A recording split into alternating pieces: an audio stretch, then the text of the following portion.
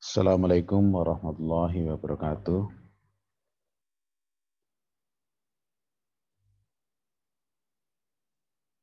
Selamat datang di seri manajemen strategik.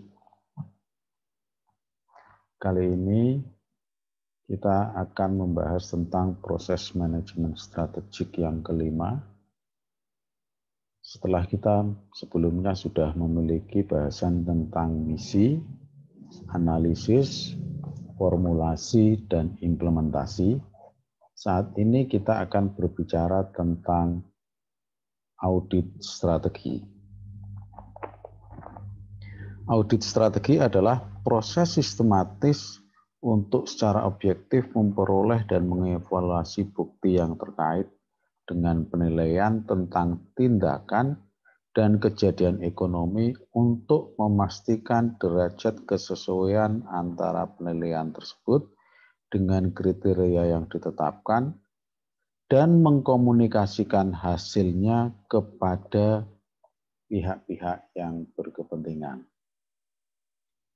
Dalam audit strategi ada 4 elemen utama atau model utama, yaitu yang pertama tentang evaluasi, yang kedua kontrol atau pengendalian, yang ketiga optimalisasi, dan yang keempat adalah perbaikan. Dengan 4 hal tersebut, maka audit strategi ini dilakukan dengan menilai keberhasilan implementasi dan membandingkan kesesuaian antara penilaian tersebut dengan misi, tujuan, strategi, dan kriteria yang ditetapkan. Sebagaimana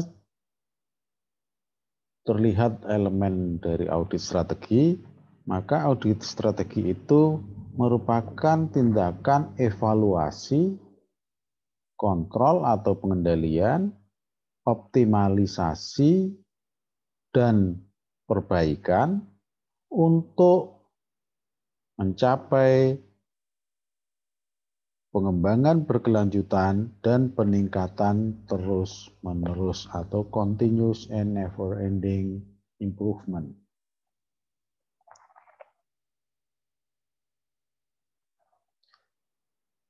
Pada tataran yang pertama, yaitu tentang evaluasi, di sana akan memiliki 3 proses utama, yaitu berkaitan dengan kaji ulang, mengukur tindakan atau mengukur kinerja, dan dengan pengukuran yang ada, maka kita bisa melakukan tindakan korektif. Pada kontrol atau pengendalian terdapat 2 hal utama, yaitu pengendalian strategik yang dilakukan dengan 2 pendekatan, yaitu tradisional dan kontemporer. Yang kedua adalah pengendalian operasional.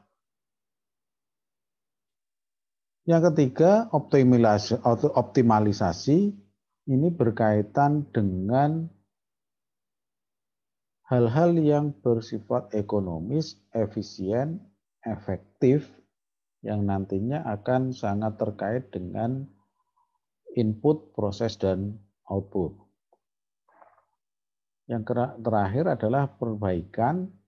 Tindakan ini dilakukan dengan berbagai cara atau pendekatan, yaitu PDCA, TQM, Six Sigma, ISO, dan Kaizen.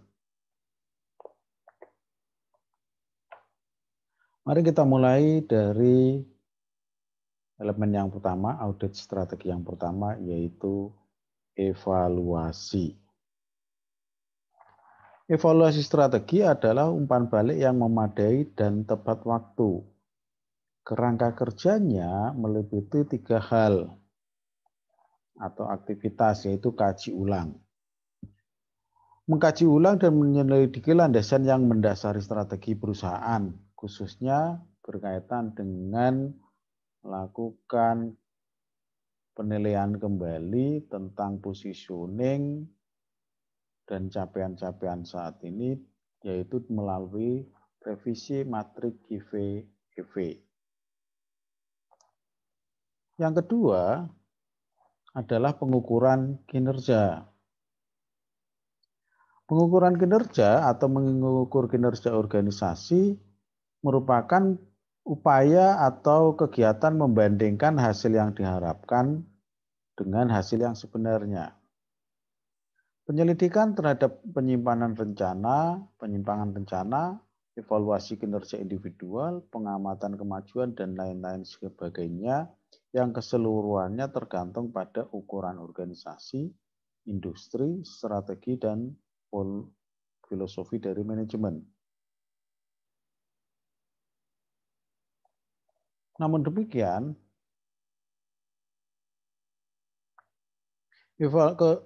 evaluasi ini memiliki kelemahan karena didasarkan pada pertimbangan kuantitatif, yaitu hanya berdasarkan tujuan tahunan jangka pendek, metode akuntansi yang memberi hasil yang berbeda menggunakan penilaian yang sangat intuitif. Pengukuran kinerja ini dapat dilakukan dengan menggunakan analisis rasio keuangan. Misalnya dengan menilai kinerja manajemen menggunakan ROA, Return on Asset, atau menggunakan sudut pandang pemilik yaitu Return on Equity atau ROE. Ukuran kinerja juga bisa dilakukan dengan pendekatan CHAMELS. Ini biasanya dilakukan dalam perbankan, yaitu tentang capital adequacy, asset quality, management quality, earning, liquidity, dan sensitivity to market risk. Di langkah ketiga dilakukan tindakan korektif, yaitu mengambil tindakan korektif supaya kinerja sesuai dengan rencana. Dilakukan dengan melakukan atau menilai tentang kesesuaian dan keunggulan dalam penilaian dikaitkan dengan eksternal. Sedangkan di pihak internalnya melakukan penilaian tentang konsistensi dan kelayakan. Tindakan korektif dilakukan supaya konsisten secara internal dan bertanggung jawab secara sosial, memperkuat posisi kompetitif perusahaan dari industri dasarnya. Hal ini perlu dilakukan, korektif perlu dilakukan karena adanya kejutan di masa depan yang mengharuskan perusahaan memiliki kecerdikan korporat.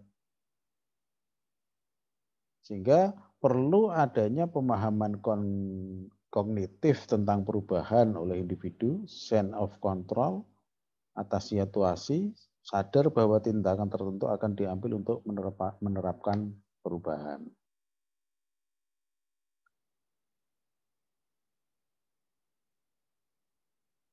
Proses evaluasi strategi ini terdiri dari pengelolaan tentang upaya-upaya untuk merangsang sikap kritis terhadap ekspektasi dan asumsi, memicu pengkajian ulang atas tujuan dan nilai, dan merangsang kreativitas untuk menghasilkan alternatif dan merumuskan kriteria evaluasi. Sistem evaluasi yang efektif itu haruslah ekonomis, informatif, terkendali, bermakna, berkaitan dengan tujuan perusahaan, menyediakan gambaran, memfasilitasi tindakan, berorientasi tindakan, diarahkan pada individu, dan adanya check and balance. Ada dua metode yang sering digunakan untuk melakukan evaluasi strategi, yaitu dengan menggunakan balance scorecard dan perencanaan kontingensi.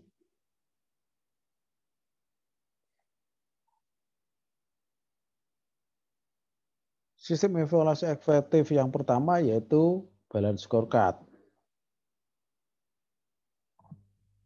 Balance scorecard itu merupakan sebuah penilaian kinerja yang sekaligus dapat digunakan untuk memformulasikan strategi yang baru. Berbeda dengan evaluasi strategi atau kinerja tradisional yang seringkali hanya bersifat fungsional, misalnya sangat fokus pada kinerja di bidang keuangan sebagai ukuran kinerja sebuah perusahaan. Balance scorecard menyeimbangkan fokus jangka panjang dan jangka pendek, baik keuangan maupun non-keuangan, serta mempertimbangkan internal dan eksternal. Balance scorecard mampu membantu pimpinan untuk mengkomunikasikan strategi kepada stakeholder utama perusahaan.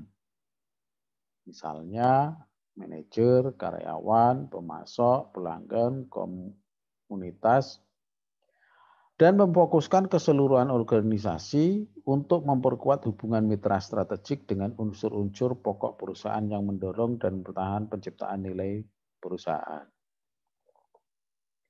Dalam balance scorecard itu bisa menjelaskan strategi, menerjemahkan aksi, menyediakan umpan balik, kualitas didefinisikan oleh pelanggan, perbaikan terus-menerus, pemberdayaan karyawan, pengukuran berdasarkan manajemen atau umpan balik dalam metodologi perluasan yang termasuk di dalam operasi kualitas dan hasil keuangan.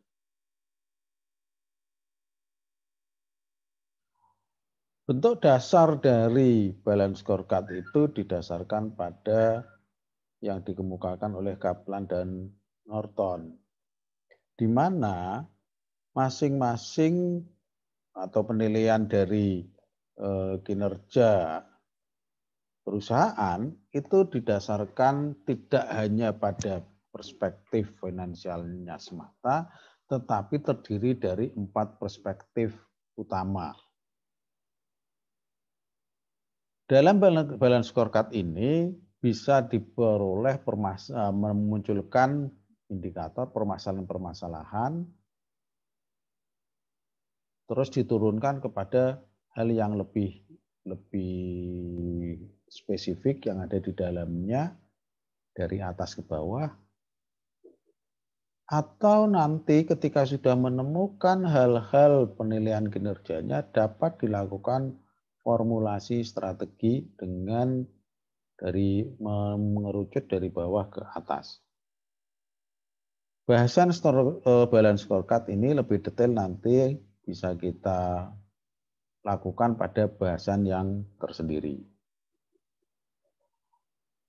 Dalam balance scorecard terlihat di sini bahwa BSC itu meliputi 4 perspektif utama, jadi penilaiannya tidak hanya 1 perspektif, tapi 4 perspektif, yaitu yang terdiri dari, kalau kita melihat dari permasalahan adalah dari financial perspektif, customer perspektif, internal perspektif, atau biasa dikenal proses bisnis internal, dan learning and growth.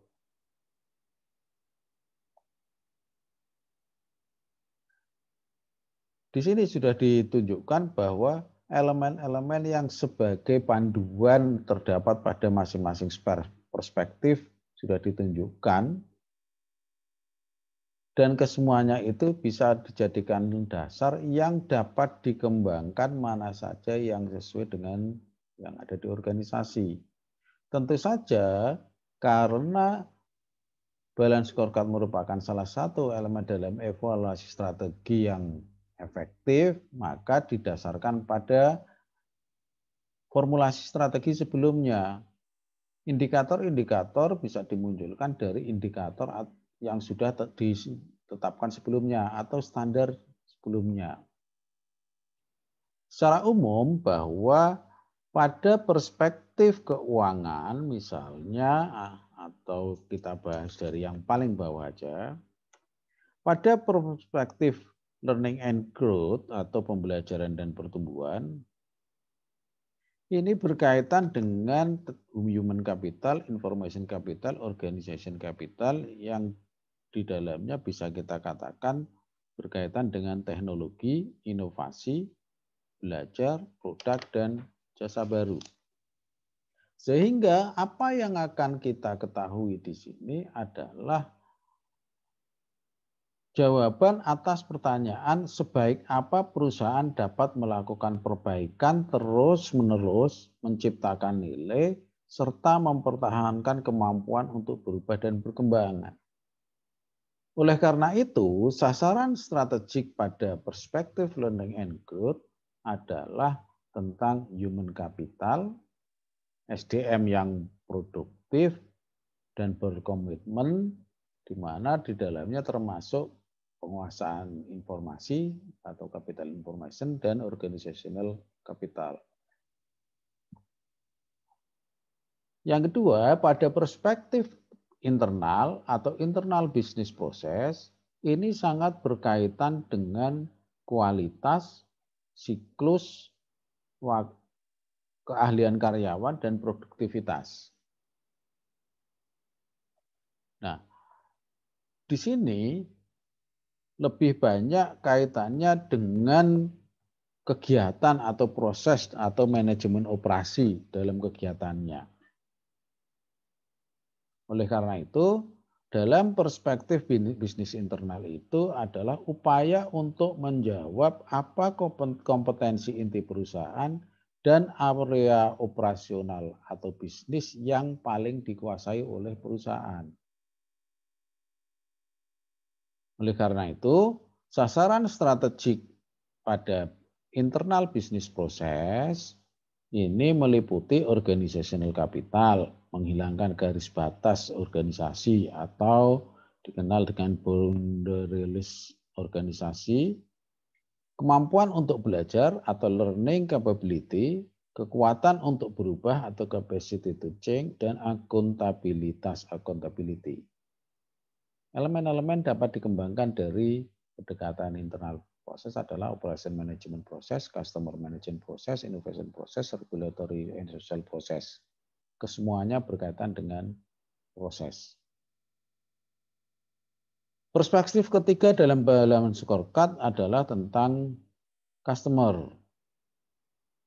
Hal ini berkaitan dengan waktu, kualitas, kinerja, pelayanan, biaya, dan sebagainya. Oleh karena itu, pada perspektif customer, ini akan sangat berkaitan dengan kemampuan menjawab pandangan konsumen, yaitu seberapa puaskah pelanggan kita. Atau bagaimana pelanggan melihat perusahaan. Bagaimana pelanggan melihat partnership-nya.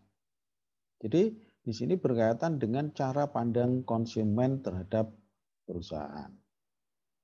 Sehingga sasaran strategik dari perspektif keuangan adalah ekuitas perusahaan, firm equity, produk yang menghasilkan nilai terbaik untuk konsumen.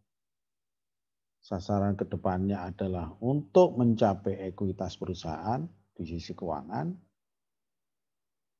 Sedangkan dari sisi ke belakangnya berkaitan dengan produk yang dihasilkan seberapa baik, seberapa optimal, seberapa mampu memenuhi kebutuhan konsumen.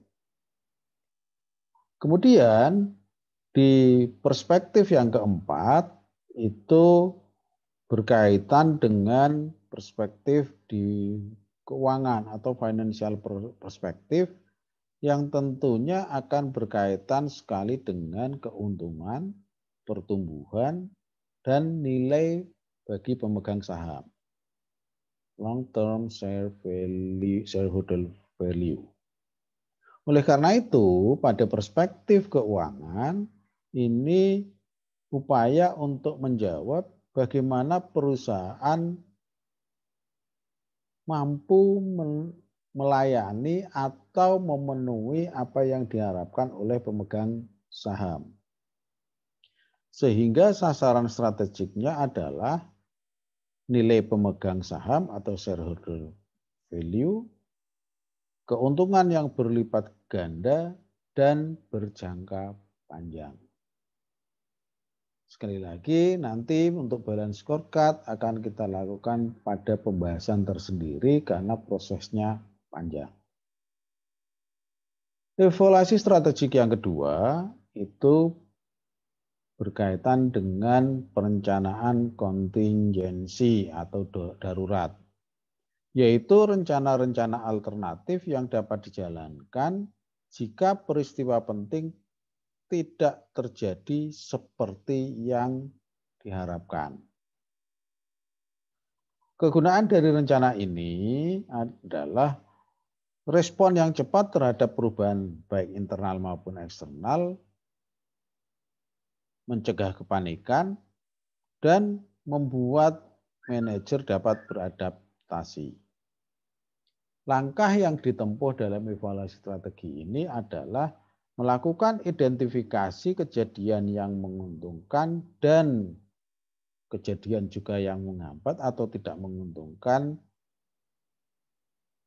yang nantinya akan berdampak pada organisasi. Ketika kita sudah melakukan identifikasi, langkah berikutnya adalah upaya untuk menemukan titik picu, yaitu kapan kejadian kontingensi atau kejadian darurat itu diperkirakan akan terjadi. Langkah yang ketiga adalah menilai dampak dari setiap kejadian kontingensi tersebut, baik manfaatnya atau bahaya potensial yang mungkin terjadi. Yang keempat, mengembangkan rencana kontingensi. Artinya bahwa dengan tahu dampak dari kejadian kontingensi itu, maka akan dilakukan berbagai rencana perencanaan ke depan apa yang akan dilakukan. Langkah berikutnya, setelah kita merencanakan kontingensi, kita juga harus menilai kemungkinan adanya dampak negatif dari setiap rencana kontingensi tersebut. Setelah itu, dilakukan penentuan sinyal-sinyal awal dari kejadian kontingensi yang penting. Terakhir adalah mengembangkan rencana tindakan di awal untuk menarik keuntungan dari menjadi yang pertama atau pioneer. Itu yang dilakukan pada tahapan evaluasi. Terus audit strategi yang kedua berkaitan dengan kontrol atau pengendalian. Kontrol strategik atau pengendalian strategik adalah pengendalian yang mengikuti strategi yang sedang diimplementasikan, mendeteksi masalah atau perubahan yang terjadi pada landasan pemikirannya, dan melakukan penyesuaian yang diperlukan, yaitu memedomani tindakan untuk kepentingan strategi ketika tindakan tersebut dilaksanakan dan ketika hasil akhir masih beberapa masa lagi baru tercapai. Secara umum, pengendalian strategik itu ada dua, yaitu pendekatan tradisional dan pendekatan kontemporer. Pendekatan tradisional itu didasarkan pada umpan balik, yaitu membandingkan antara kinerja aktual dengan sasaran atau standar yang sudah ditetapkan. Sedangkan pendekatan kontemporer merupakan evaluasi, adaptasi, dan antisipasi lingkungan internal dan eksternal secara berkelanjutan.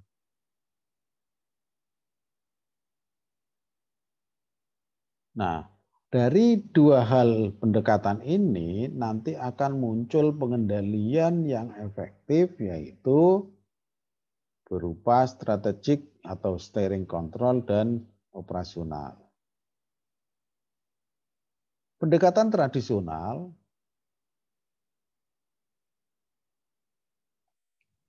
Itu pengendalian yang didasarkan pada umpan balik seperti yang telah disebutkan sebelumnya, yaitu membandingkan kinerja aktual dengan sasaran yang telah ditetapkan, yaitu strategi, sasaran, dan tujuan organisasi tidak berubah sampai batas waktu tertentu untuk memastikan itu.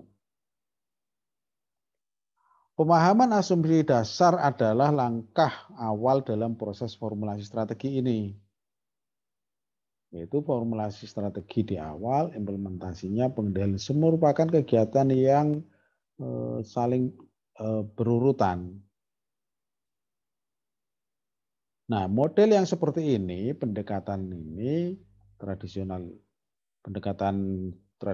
ini akan lebih tepat atau hanya lebih tepat digunakan pada lingkungan bisnis yang stabil dan relatif sederhana. Yang kedua, pendekatan kontemporer. Seperti sudah disebutkan sebelumnya, bahwa pendekatan kontemporer merupakan evaluasi, adaptasi, dan antisipasi lingkungan internal dan eksternal berkelanjutan untuk melihat apabila tren dan kejadian penting yang memberikan sinyal terhadap pentingnya melakukan modifikasi strategi, sasaran, dan tujuan organisasi memang diperlukan.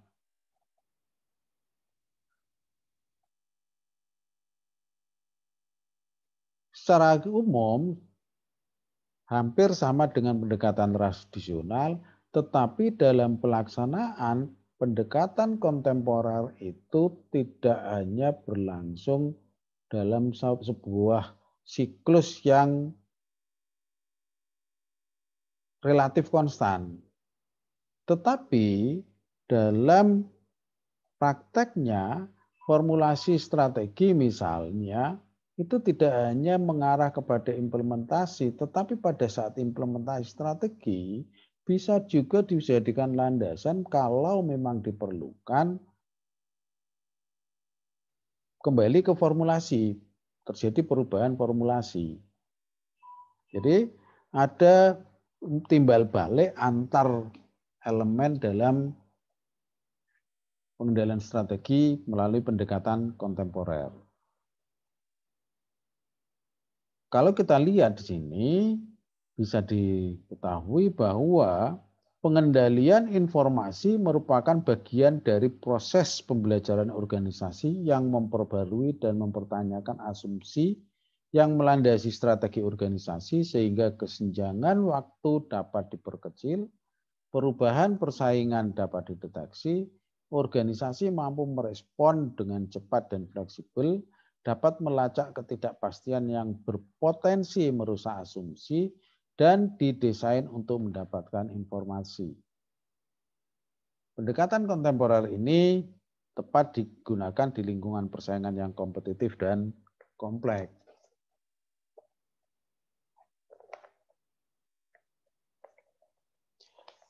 Pengendaliannya bisa dilakukan dengan 4 tahap, yaitu 1, fokus pada informasi yang terus berubah yang dapat diidentifikasi oleh top manager sehingga mempunyai arti strategik yang penting. Yang kedua, informasi harus cukup penting untuk dapat menarik perhatian manajer operasi pada semua tingkatan organisasi secara rutin dan terus-menerus. Data dan informasi yang dihasilkan oleh sistem pengendalian dapat diinterpretasikan dan didiskusikan pada pertemuan dengan atasan bawahan ataupun pihak perusahaan dengan rekan bisnisnya. Yang keempat, merupakan katalis kunci bagi perdebatan tentang data, asumsi, rencana aksi yang dilakukan secara terus-menerus. Sehingga pada tahapan formulasi strategi disebut sebagai pengendalian informasi atau melakukan secara efektif, sedangkan pada implementasi lebih terarah kepada pengendalian perilaku, yaitu melakukan secara efisien. Pengendalian strategi itu sendiri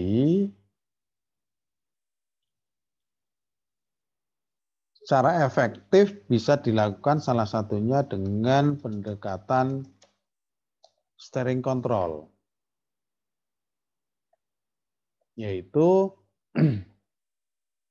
menyesuaikan tindakan dengan arah perusahaan yang dilakukan dengan banyak pilihan, 4 pilihan utama yang terbagi menjadi 2, yaitu pada saat pembentukan strategi dan pada saat implementasi strategi. Misalnya, yang pertama ada yang dinamakan pengendalian asumsi. Pengendalian asumsi itu dilakukan pada awal kegiatan, tetapi strategi yang ditetapkan itu sudah sampai kepada akhir. Dalam hal ini, pengendalian asumsi itu pengendalian yang dilakukan pada saat perencanaan. Pengendalian asumsi yang mungkin terjadi dan yang sangat mempengaruhi yaitu asumsi bahwa landasan pemikiran atau premis perencanaan menjadi hal yang sangat mendasar. Oleh karena itu, di sini ada yang namanya plan A, plan B. Karena apa? Karena strategi itu bisa diperbarui atau dibuat prediksi yang baru. Asumsi yang dipantau pada pengendalian asumsi adalah faktor lingkungan, misalnya inflasi, teknologi, suku bunga, regulasi, demografi, sosial, undang-undang, dan sebagainya. Sedangkan faktor industri bisa menggunakan pendekatan five force porter untuk bisa melakukan pengendalian asumsi. Yang kedua, pengendalian implementasi. Pengendalian implementasi dilakukan hanya pada saat strategi itu dijalankan. Atau bisa dikatakan bahwa pengendalian implementasi dilakukan ketika suatu peristiwa berlangsung, di mana di dalamnya akan menilai apakah strategi keseluruhan perlu diubah dengan melihat hasil-hasil dari berbagai tindakan dalam bentuk implementasi strategi total. Hal ini bisa dilakukan dengan pemutakhiran proyeksi, misalnya pemantauan tindakan strategik, proyek-proyek strategi yang lebih sempit yang memberikan informasi kepada manajer untuk menentukan apakah strategi berjalan total, berjalan sesuai dengan rencana, itu perlu disesuaikan atau tidak. Biasanya dilakukan dengan memilih faktor kritis, seperti biaya, waktu, pengembangan, dan seterusnya. Kemudian dilakukan pemeriksaan ukuran antara atau milestone review, yaitu ukuran hasil antara, yaitu berupa peristiwa penting, alokasi sumber daya utama, atau sekedar berlalunya waktu dalam jangka pendek yang akan dicapai selama implementasi strategi berjalan. Yang ketiga ada yang disebut pengawasan strategik atau strategic surveillance. Pengawasan strategik ini pengawasan yang beriringan baik dari awal pembentukan perencanaan strategik sampai kepada implementasinya. Jadi dilakukan secara terus-menerus seiring dengan kegiatan itu berlangsung. Diperlukan untuk memantau peristiwa di dalam dan luar perusahaan yang mungkin mempengaruhi jalannya strategi perusahaannya. Pengawasan strategik ini biasanya sifatnya tidak terfokus. Informasi penting tapi tidak terduga dapat ditemukan melalui pemantauan umum terhadap sumber-sumber informasi. Misalnya dilakukan dengan pengamatan lingkungan yang longgar, melalui majalah perdagangan, percakapan, konferensi bisnis, observasi, dan tindakan yang waspada. Yang keempat ada pengendalian peringatan khusus atau special alert control. Dilakukan ketika ada perubahan-perubahan lingkungan yang tidak terduga sebelumnya. Sehingga pengendalian peringatan khusus ini merupakan pemikiran kembali terhadap strategi perusahaan secara mendalam dan cepat, dilakukan secara besar-besaran karena adanya kejadian tak terduga dalam waktu yang singkat atau mendadak. Ini sebenarnya bisa didekatkan dengan pendekatan kontingensi tadi. Selain ada pengendalian strategi, terdapat pula yang namanya pengendalian operasional. Pengendalian operasional itu jenisnya dapat berupa anggaran atau budget, misalnya rencana alokasi sumber daya sebagai standar untuk mengukur tindakan.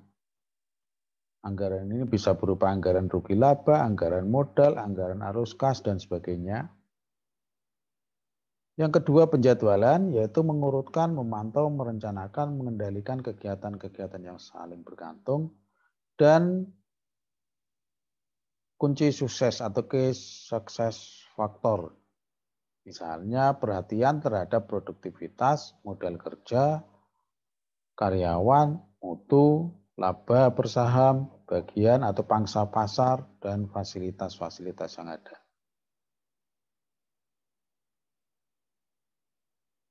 Pengendalian operasional ini merupakan pengendalian terhadap tindakan yang memedomani, memantau, mengevaluasi program-program dalam mencapai sasaran tahunan.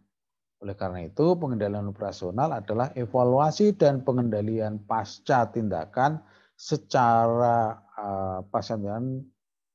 secara singkat atau selama kurun waktu yang pendek. Misalnya dalam waktu 1-2 tahun. Langkah yang dilakukan dalam pengendalian operasional yaitu yang pertama menentukan standar kinerja atau indikator kinerja.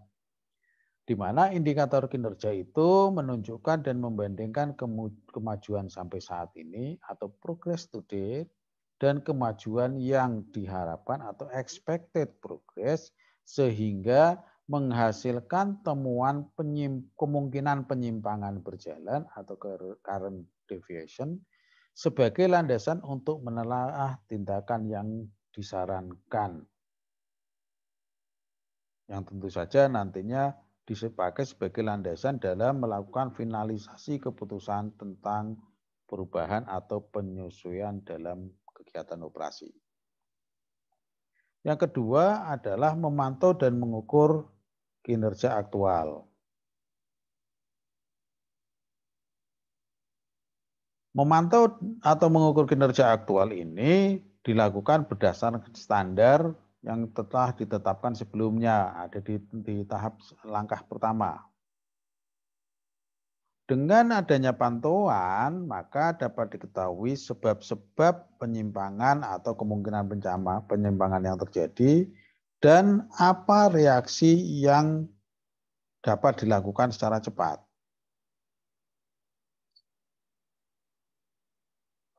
Dengan ditemukannya penyimpangan, kita akan tahu besar kecilnya penyimpangan itu.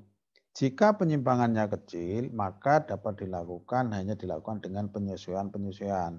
Sedangkan jika penyimpangan besar atau ekstrim, maka dapat dilakukan revisi anggaran, mempertimbangkan rencana fungsional, menelaah unit-unit yang tidak efektif.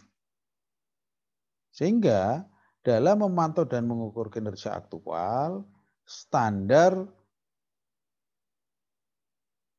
tidak hanya dipandang sebagai hal yang absolut, sehingga perlu adanya penyesuaian-penyesuaiannya. Meskipun ada standar, tetapi ketika terjadi perubahan-perubahan yang mendasar, maka jika tingkat penyimpangannya itu masih bisa diterima, maka perlu dilakukan perubahan-perubahan. Langkah berikutnya dalam pengendalian operasional adalah identifikasi penyimpangan atau deviasi dari standar. Titik pemicu atau trigger point dari temuan adanya penyimpangan itu didasarkan pada suatu indikator atau angka kunci. Misalnya tindakan pesaing, kategori biaya, yang diidentifikasi sebagai gambaran peluang atau ancaman bagi perusahaan.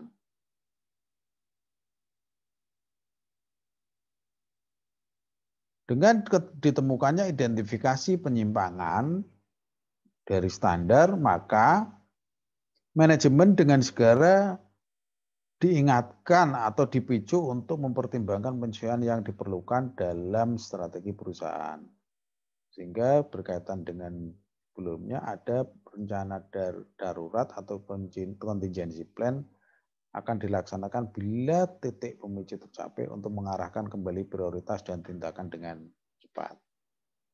Yang keempat, melakukan tindakan koreksi atau perbaikan. Cara mengoreksi penyimpangan atau menyediakan kinerja yang kurang sesuai bisa dilakukan dengan 1. Merubah ukuran atau rencana, mengubah cara melakukan sesuatu, merekrut atau melatih kembali para pekerja, dan atau mengubah penugasan. Yang kedua, melibatkan semua fungsi, tugas, dan tanggung jawab para manajer operasional. Itu bentuk pengendalian operasional. Yang berikutnya kita ke elemen audit strategi yang ketiga, yaitu optimalisasi. Optimalisasi adalah proses pencapaian suatu pekerjaan dengan hasil dan keuntungan yang besar tanpa harus mengurangi mutu dan kualitas dari suatu pekerjaan. Oleh karena itu, optimal merupakan kondisi tertinggi yang dapat dilakukan oleh seseorang atau sesuatu tanpa merusak unsur yang ada padanya. Dalam hal ini, konsep pengelolaan organisasi untuk optimalisasi didasarkan pada 3 elemen utama, yaitu ekonomis, efisien, dan efektif. Ekonomis yaitu upaya mendapatkan sumber daya secara hemat dan optimal dengan cara membandingkan input dan output. Ini nanti akan kaitannya dengan temuan yang berikutnya, yaitu interrelasi atau relasional, keterkaitan antara ekonomis, efisien, efektif yang didasarkan atau dikaitkan dengan prosesnya, input, proses, output. Efisiensi, menggunakan sumber daya yang minimal untuk menghasilkan output yang maksimal. Efektif, berkaitan dengan produk akhir dari suatu proses kegiatan sesuai dengan tujuan yang diharapkan dan sesuai dengan tujuan perusahaan.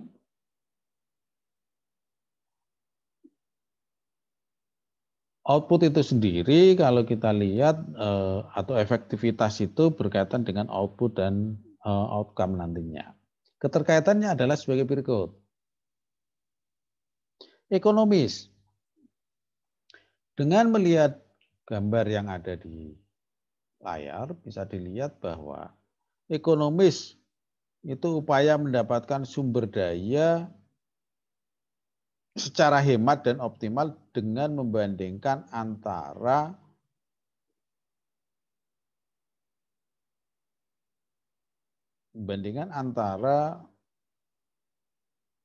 input dengan sumber daya yang diperoleh. Bandingan antara input dengan sumber daya yang diperoleh. Inilah ekonomis. Ada di awal, kegiatan awal.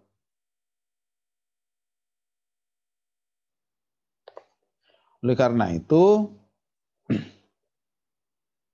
ekonomis berkaitan dengan input yang didapat dan digunakan dengan optimal untuk menghasilkan yang nantinya untuk menghasilkan output yang maksimal. Sehingga perusahaan menghindari penggunaan sumber daya yang tidak produktif dan pemborosan. Yang kedua, efisiensi.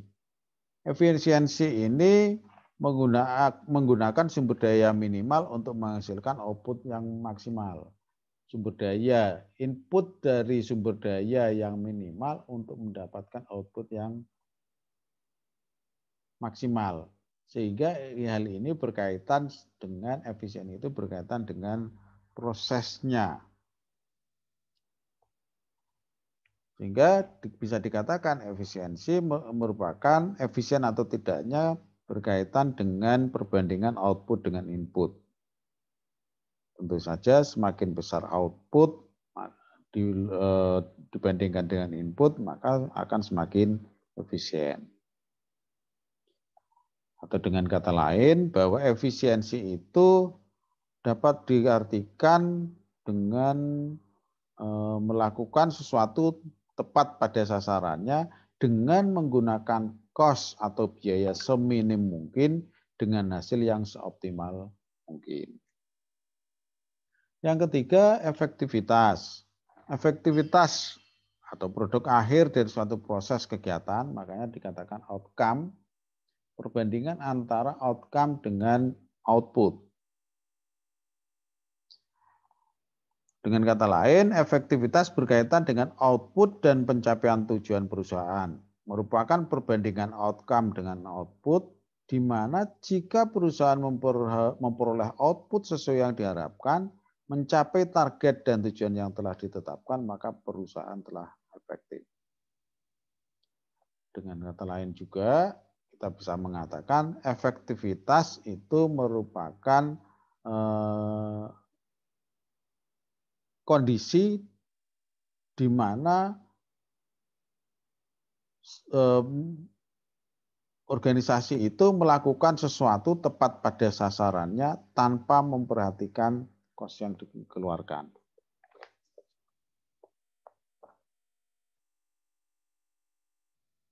Sehingga kalau kita lihat lagi nanti bisa dikatakan pengukuran ekonomis itu mempertimbangkan sumber daya input yang digunakan dengan harga minimal atau termurah di pasar dengan tindakan atau tingkat kualitas yang telah ditentukan sehingga perusahaan dapat menghemat sebesar selisih harga pasar yang berlaku.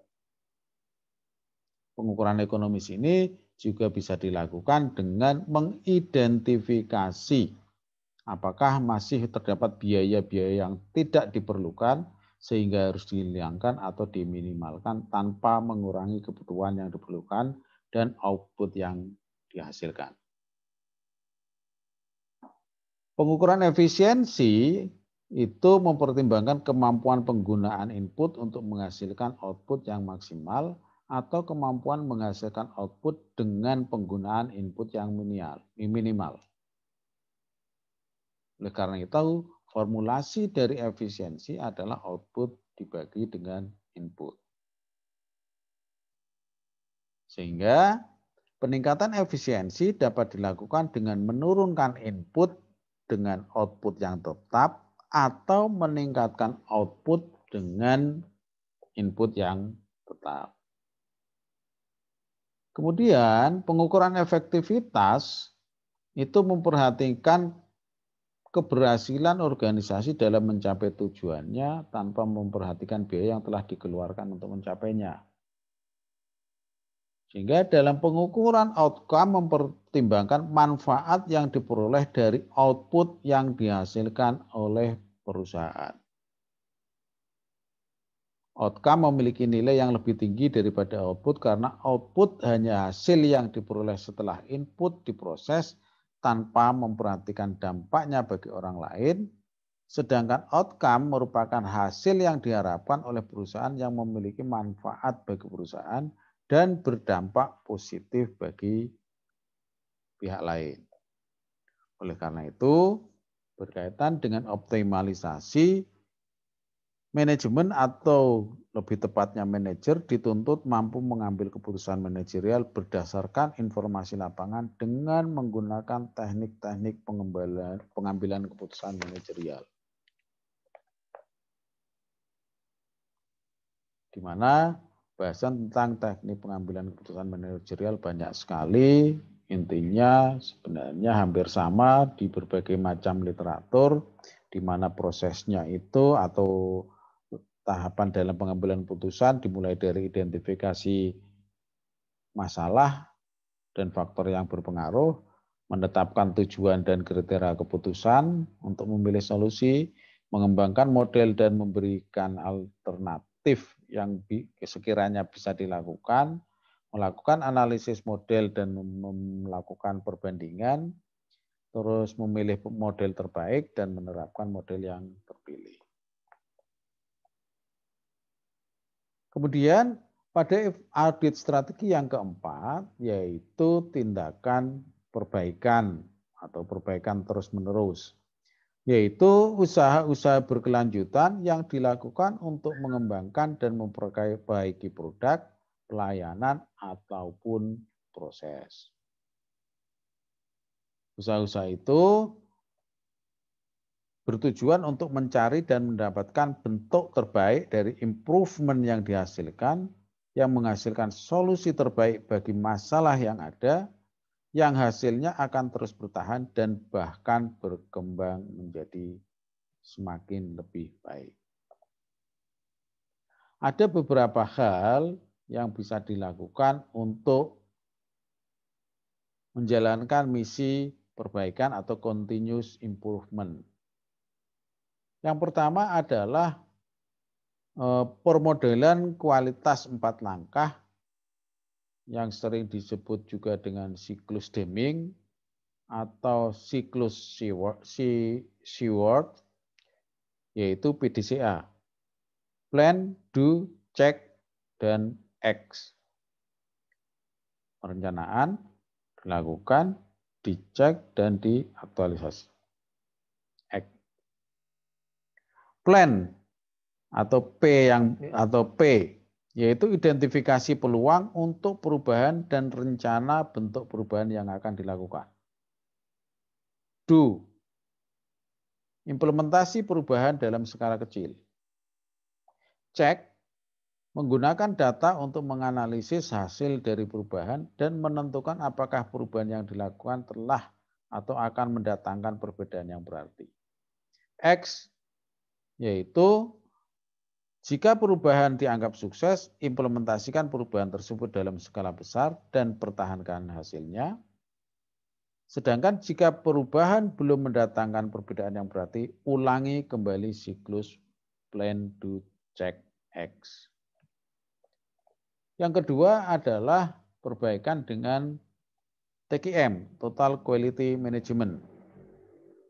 Tujuannya adalah keberhasilan jangka panjang dan kelangsungan hidup organisasi.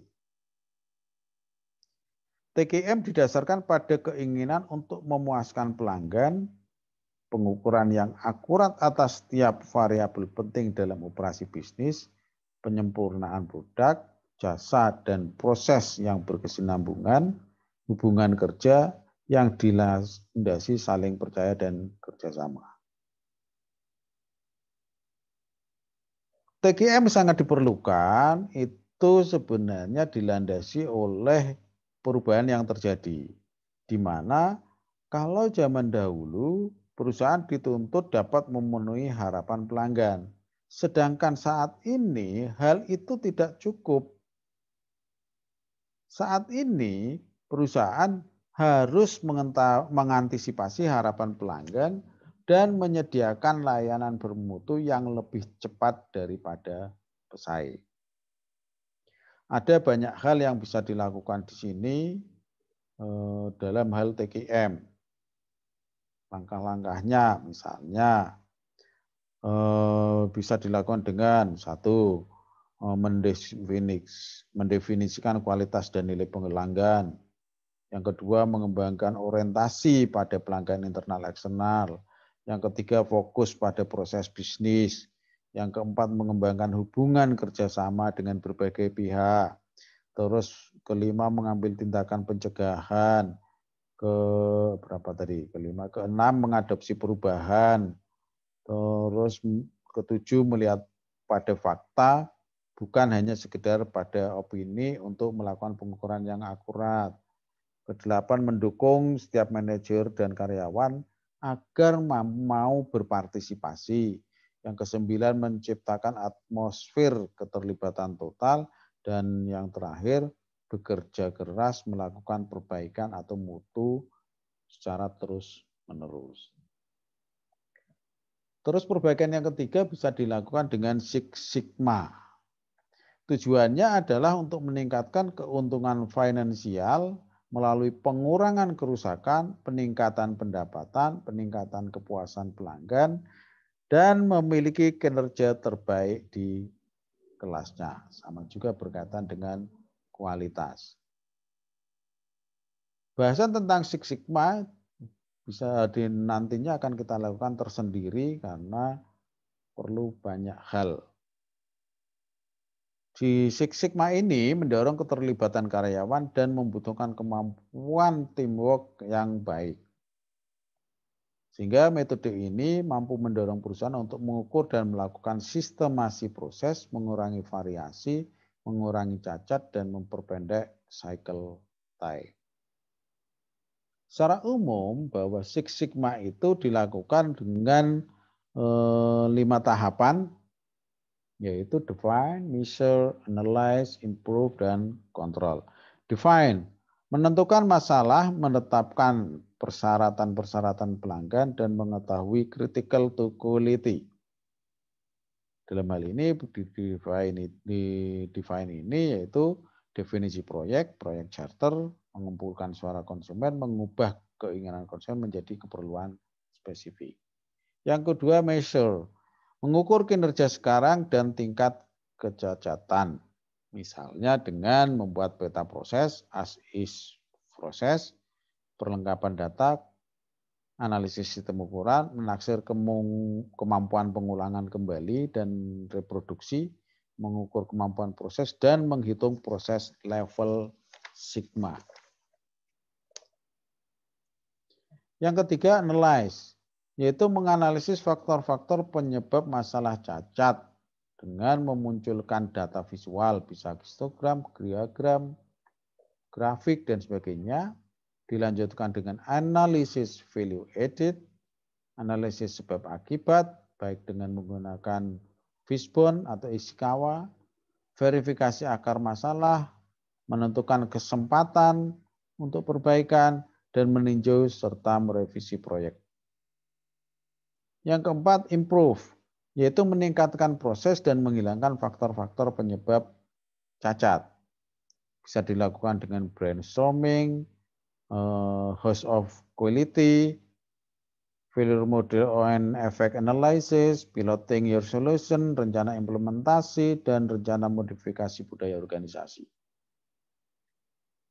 Yang berikutnya, kontrol, yaitu mengontrol kinerja proses dan menjamin cacat tidak muncul dengan jalan peninjauan statistikal proses kontrol, mengembangkan rencana proses pengawasan, dan mendokumentasi proses-proses.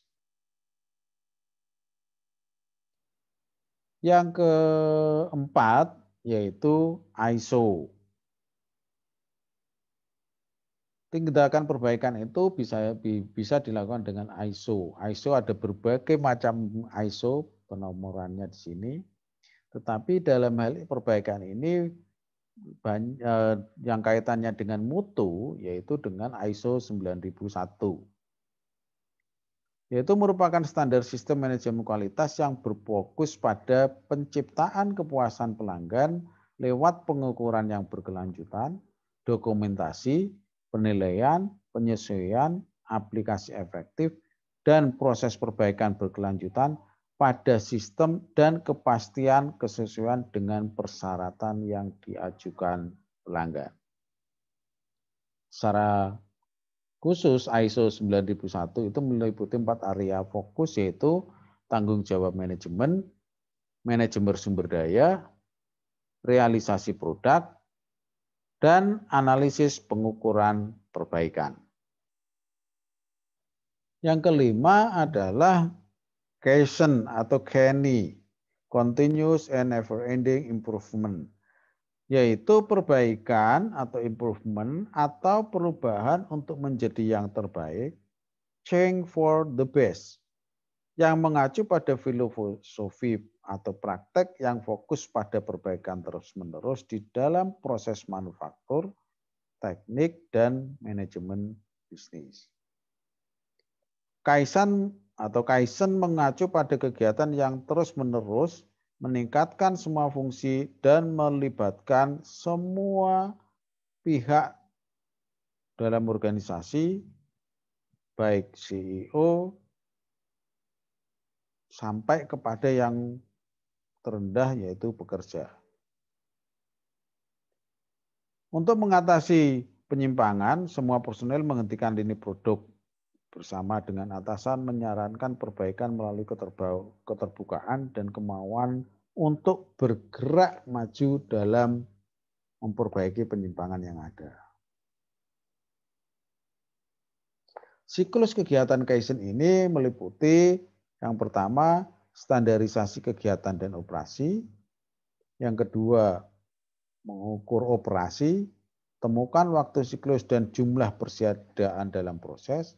Yang ketiga, mengukur kesesuaian dengan persyaratan. Yang keempat, berinovasi agar sesuai dengan persyaratan atau kebutuhan dan meningkatkan produktivitas. Yang kelima, membuat standarisasi baru dan tingkat operasi yang semakin tinggi. Yang keenam adalah melanjutkan siklus hingga tak terhingga. Tindakan-tindakan perbaikan itu, baik PDCA atau pemodelan kualitas 4 langkah, TQM, Six Sigma, ISO, Kaizen, dan seterusnya sebenarnya lebih mengarah kepada pengendalian mutu terpadu yang dilakukan dengan salah satunya melalui standari internasional. Pengendalian mutu terpadu itu berkaitan dengan konsep diri perusahaan, di mana mutu adalah totalitas bentuk dan karakteristik barang atau jasa yang menunjukkan kemampuannya untuk memuaskan kebutuhan yang tampak jelas maupun tersembunyi. Sehingga mutu menunjukkan kemampuan pemuasan kebutuhan. Semakin tinggi mutu, maka semakin tinggi kemampuan pemuasan kebutuhan. Jadi, dalam hal ini, mutu itu mempengaruhi perusahaan dengan 4 cara. Yang pertama, dengan adanya mutu, maka terjadi peningkatan pangsa pasar dan penghematan biaya sehingga akhirnya profitabilitas perusahaan akan meningkat. Yang kedua, reputasi perusahaan mengikuti reputasi mutu dari produk perusahaan, penanganan pegawai, dan hubungan perusahaan dengan pemasok. Yang ketiga, mutu itu mencerminkan pertanggungjawaban produk, di mana semua pihak yang tercakup dalam rantai distribusi memiliki tanggung jawab atas kerusakan atau kecelakaan yang diakibatkan pemakaian barang atau jasa yang tidak memenuhi standar. Yang keempat, mutu memiliki implikasi internasional, di mana perusahaan dan negara harus dapat bersaing secara efektif dalam perekonomian global sehingga produknya atau produk yang dihasilkan dapat memenuhi mutu dan harga yang diinginkan. Sehingga diperolehnya mutu atau dipastikannya mutu yang tinggi itu akan berimplikasi positif pada neraca pembayaran. Langkah-langkah untuk melakukan perbaikan mutu bisa dilakukan dengan berbagai macam. Nanti bisa dilihat dari pendekatan Deming dengan 14 langkahnya, atau total quality management atau manajemen mutu terpadu itu dikembangkan menjadi konsep manajemen mutu yang lebih ringkas oleh Deming, bukan 14 tapi dijadikan menjadi 5, atau teknik-teknik yang lainnya seperti misalnya 6 teknik membantu usaha manajemen mutu terpadu, misalnya host of quality, teknik Taguchi, diagram Pareto, diagram proses, diagram sebab akibat, dan pengendalian proses secara statistik. Sehingga nanti akan berbeda ketika kita berbicara tentang mutu antara antara sektor jasa dengan di sektor manufaktur. Karena persepsi mutu terhadap sektor jasa itu berawal dari perbandingan harapan konsumen sebelum mereka mengalami pengalaman yang sebenarnya. Sehingga mutu jasa dinilai berdasar kemampuan jasa dalam memenuhi kebutuhan konsumennya. Ada banyak faktor yang biasanya berkaitan dengan mutu jasa, misalnya reliability, responsiveness, competence, courtesy, terus komunikasi, credibility, safety, yang berikutnya bisa tentang pemahaman kebutuhan konsumen, dan tangible. Ada berbagai macam. Oleh karena itu, kaitannya dengan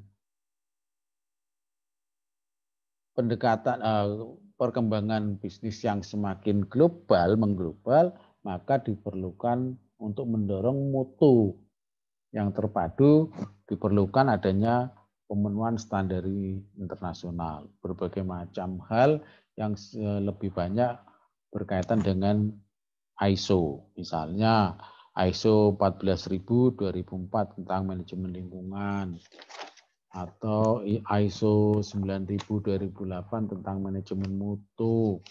Terus ada juga tentang ISO 10000-2009 tentang manajemen risiko.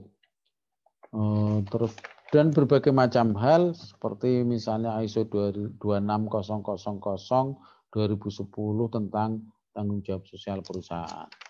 Ini yang menjadi bahasan yang nantinya juga menarik kalau berkaitan dengan CSR, Corporate Social Responsibility. Bahasan-bahasan yang perlu dilakukan secara detail nanti akan kita lakukan pembahasan tersendiri. Itulah bahasan audit strategi, di mana audit strategi terdiri dari 4 hal utama, yaitu evaluasi, kontrol atau pengendalian, optimalisasi, dan perbaikan. Masing-masing sudah dijelaskan sampai di sini. Implementasinya salah satu yang paling utama biasanya dilakukan yang digunakan untuk penilaian kinerja sekaligus memformulasikan strategi, yaitu balance scorecard, pendekatan balance scorecard yang nanti kita akan lakukan dalam bahasan tersendiri. Dengan demikian, maka proses manajemen strategi, kita singkat MAFIA, mulai dari misi, analisis, formulasi, implementasi, dan audit strategi selesai. Oleh karena itu, sampai di sini, mudah-mudahan bisa bermanfaat untuk kita semua. Terima kasih. Sampai ketemu di bahasan berikutnya. Wassalamualaikum warahmatullahi wabarakatuh.